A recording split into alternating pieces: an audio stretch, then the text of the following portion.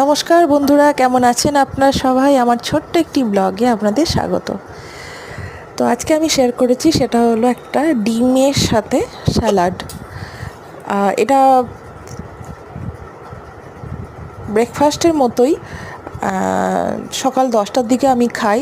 সেটা হলো দুটো সেদ্ধ ডিম সিদ্ধ, মানে ডিমের সাদা অংশটা ছোট ছোট করে কুচি করে নিয়েছি, আর বিট, গাজর, পেঁয়াজ, শসা, টমেটো এগুলো দিয়ে একটা স্যালাড বানিয়ে নিয়েছি, মোটামুটি ডিমের স্যালাড।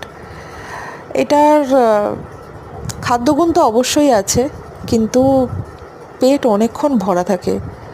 বন্ধুরা, যদি এরকম একটা ব্রেকফাস্ট আপনারা খেতে পারেন, এটা বেশ মুখরোচকও এবং সুস্বাদু, আর অনেকক্ষণ পেট ভরা থাকে। আমাদের শরীরে যে সমস্ত পুষ্টিগুলো কম পড়ে, সেগুলো ঘাটতি পূরণ করে। অনেক ধন্যবাদ আমার ভিডিওটি দেখার জন্য।